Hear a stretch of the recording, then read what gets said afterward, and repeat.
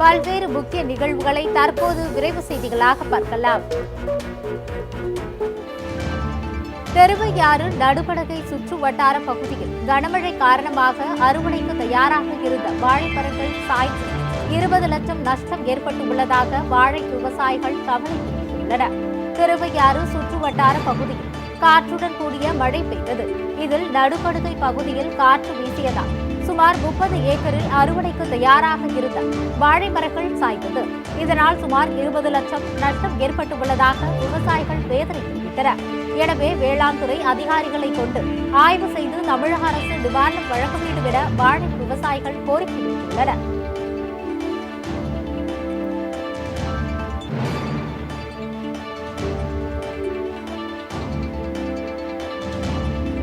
ஒட்டப்பிடாரத்தில் சுதந்திர போராட்ட தியாகி வ.உ.சி. படித்த ஆரம்ப பள்ளியை புதுப்பித்து மீண்டும் செயல்பாட்டுக்கு கொண்டுவர தமிழக அரசுக்கு பொதுமக்கள் கோரிக்கை விடுத்துள்ளனர். ஒட்டப்பிடாரம் சார்பதிவாளர் அலுவலகம் அருகில் இருந்த ஆரம்ப பள்ளியில் வ.உ.சி. ஆரம்ப கல்வி பயின்றார். இந்த பள்ளியில் வ.உ. சிதம்பரனார் மட்டுமன்றி பல சுதந்திர போராட்ட தியாகிகள் கல்வி பயின்றுள்ளனர். நாளடைவில் இந்த பள்ளிக்கு வ.உ.சி.யின் பெயர் சூட்டப்பட்டுள்ளது. தொடர்ந்து இந்த பள்ளி பல்வேறு வளர்ச்சி பெற்று வ.உ.சி. அரசு மேல்நிலைப் பள்ளியாக தரம் உயர்ந்தது.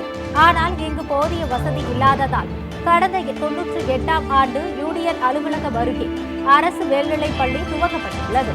இதைத் தொடர்ந்து வ.உ.சி. பள்ளி கட்டிடம் கடந்த 20 ஆண்டுகளாக எந்தவித பராமரிப்பும் இன்றி தற்போது சமூக விரோதிகளின் கூடாரமாக மாறிவிடுகிறது. எனவே வ.உ.சி. படித்த பள்ளி கட்டடத்தை அரசு புதுப்பித்து மீண்டும் இங்கு ஆரம்ப பள்ளியை செயல்படுவதற்கு மாவட்ட நிர்வாகம் உரிய நடவடிக்கை எடுக்க பொதுமக்கள் கோரிக்கை விடுத்துள்ளனர். முட்புதர் படிந்து மக்களின் பயன்பாட்டிற்கு பயன்படாத வண்ணம் இருக்கிறது. இது அரசு உடனடியாக இதற்கு ஒரு ஏற்பாடு செய்து ஓட்டப்பிடாரம் ஊரில் ஒரு அரசு பள்ளி தொடக்கப்பள்ளி இல்லை. அரசு தொடக்கப்பள்ளியில் படித்த மாணவர்களுக்குத்தான் மருத்துவக் கல்லூரி போன்ற இடங்களில் இடஒதுக்கீடு எல்லாம் கொடுக்கிறார்கள்.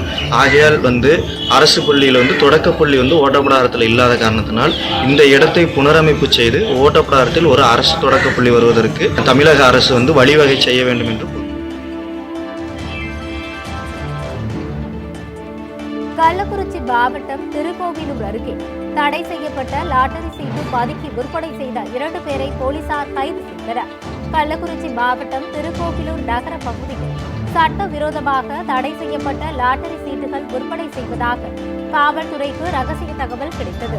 அதனைத் தொடர்ந்து அப்பகுதிக்கு சென்ற போலீசார் 2 நபர்கள் தடை செய்யப்பட்ட லாட்டரி சீட்டு வைத்திருப்பதை கண்டறிந்து அதனை பறிமுதல் செய்தனர். அவர்களை கைது செய்து விசாரணை மேற்கொண்டது. கோட்டாமேடு பகுதியைச் சேர்ந்த கோவிந்தன், தச்சமூலை தெருவை சேர்ந்த காளிதாஸ் என்பது தெரியப்பட்டது. மேலும் இவர்களுக்கு தடை செய்யப்பட்ட லாட்டரி சீட்டுகள் எங்கிருந்து வந்தது என்பது குறித்து காவல்துறையினர் தீவிர விசாரணை நடத்தி வருகின்றனர்.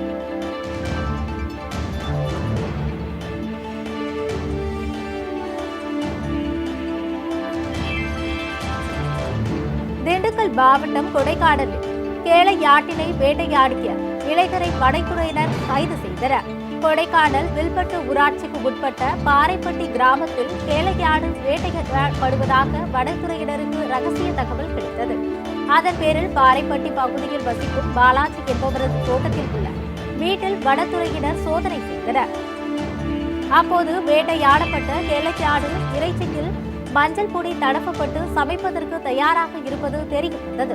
இதையடுத்து கேளையாட்டை வேட்டையாடிய இளைஞரை கைது செய்த வனத்துறையினர் அவரிடமிருந்து 4 கிலோ கேளையாடு வேட்டையாட பயன்படுத்திய அரிவாள், கம்பி உள்ளிட்டவற்றை பறிமுதல் செய்தனர்.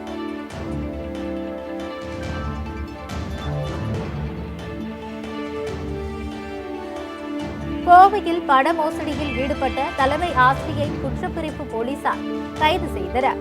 கோவை பொன்னே கவுண்டர்புதூர் பகுதியைச் சேர்ந்தவர் கார்த்திக். தனியார் பள்ளியில் உடற்கல்வி ஆசிரியராக பணியாற்றி வரும் இவரிடம் அரசு பள்ளி தலைமை ஆசிரியரான மாலதி என்பவர் 20 லட்சம் ரூபாய் கடன் பெற்றுள்ளார்.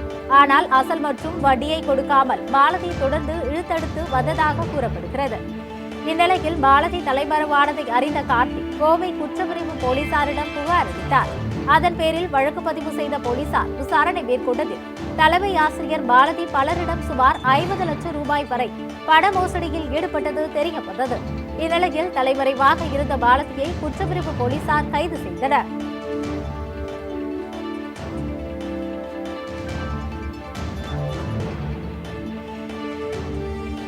திருவள்ளூர் மாவட்டம் பழவேற்காடு ஏரி முகத்துவாரத்தை ஆய்வு செய்து கரை திருப்பிய மீன்வளத்துறை அமைச்சர் அனிதா ராதாகிருஷ்ணனை மீனவர்கள் தூக்கி சென்ற சம்பவம் பரபரப்பை ஏற்படுத்தியுள்ளது. பழவேற்காடு பகுதியில் கடலும் ஏரியும் இடையும் முகத்துவாரம் பகுதிக்கு படகில் சென்று மீன்வளத்துறை அமைச்சர் அனிதா ராதாகிருஷ்ணன், மாவட்ட ஆட்சியர் உள்ளிட்டோர் ஆய்வு செய்தனர். இதையடுத்து கரை திரும்பிய அமைச்சரை அங்கிருந்த மீனவர்கள் 2 பேர் கால்நடையாதபடி தூக்கி சென்று கரையில் விட்டனர். இச்சம்பவத்தால் அங்கு பரபரப்பு ஏற்பட்டது. இந்நிலையில் அமைச்சருடன் வந்த காவலர் ஒருவர் மீனவர்கள் காய வைத்திருந்த கருவாட்டை காலால் புதைத்து சென்றது பேசுபொருளானது.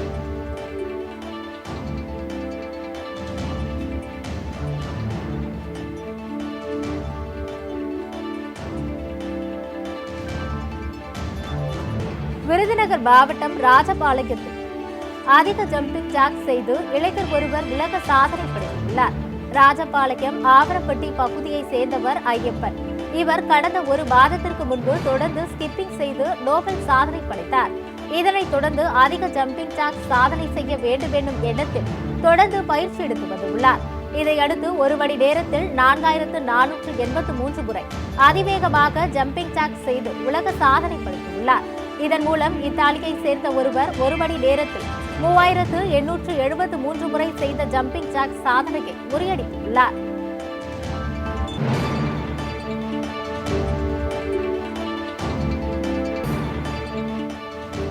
திருவண்ணாமலை மாவட்டம் போலூர் அருகே புதிய கிணறு தூர்வாரும் பணியில் ஈடுபட்டிருந்த 2 பேர் பரிதாபமாக உயிரிழந்தனர்.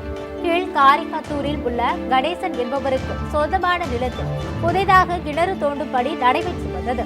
இந்நிலையில் போலசூரை சேர்ந்த ரவீந்திரன், புதுகாரி காத்தூரை சேர்ந்த அர்ஜுனன் மற்றும் மாயக்கண்ணன் ஆகியோர் கிணற்றில் இறங்கி மண்ணை தூர்வாரும் பணியில் ஈடுபட்டிருந்தனர். அப்போது மண் சரிந்து விழுந்ததில் தொழிலாளர்கள் 3 பேரும் மண் குவியலில் சிக்கிக் கொண்டனர். தகவல் அறிந்து சம்பவ இடத்திற்கு வந்த தீயணைப்புத் துறையினர் உயிருக்கு போராடிய ரவீந்திரனை மீட்டு சிகிச்சைக்காக போலூர் அரசு மருத்துவமனைக்கு கொண்டு சென்றனர். மேலும் உயிரிழந்த மற்ற 2 பேரின் உடல்களை மீட்டு பிரேத பரிசோதனைக்காக அரசு மருத்துவமனைக்கு அனுப்பி வைத்தனர்.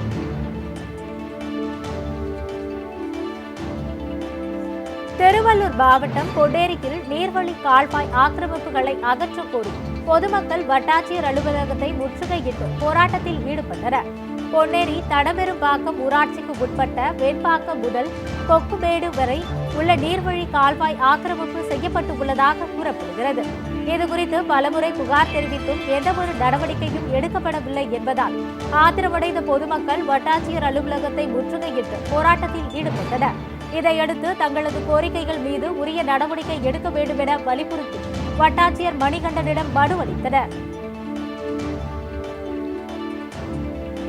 தருமபுரி மாவட்டம் ஒகேனக்கல் கூட்டு குடிநீர் சுத்திகரிப்பு நிலையத்தை தமிழ்நாடு நகர்ப்புற வளர்ச்சித்துறை அமைச்சர் நேரு ஆய்வு செய்தார். அதன்படியில் ஒகேனக்கல் கூட்டு குடிநீர் மூலம் தண்ணீர் சேமித்து வைக்கும் மேல்நிலை நீர்த்தேக்க தொட்டியை ஆய்வு செய்த அமைச்சர் நேரு தொடர்ந்து ரெட்டியார்பட்டி கிராமத்தில் அமைந்துள்ள குடிநீர் தொட்டியை பார்வையிட்டார். பின்னர் ஒகேனக்கல் கூட்டு குடிநீர் சுத்திகரிப்பு நிலையத்தை பார்வையிட்டு நீர் சுத்திகரிப்பு குறித்து கேட்டறிந்தார். இதனைத் தொடர்ந்து காவிரியில் இருந்து வரக்கூடிய நீரைக்கேற்றம் தலைமை நீரேற்று நிலையத்தை பார்வையிட்டு ஆய்வு செய்தார். அப்போது மாவட்ட ஆட்சியர் திவ்யதர்ஷினி, தலைமை செயலாளர் சிவதாஸ் மீனா, தர்மபுரி நாடாளுமன்ற உறுப்பினர் செந்தில்குமார் உள்ளிட்டோர் உடனிருந்தனர்.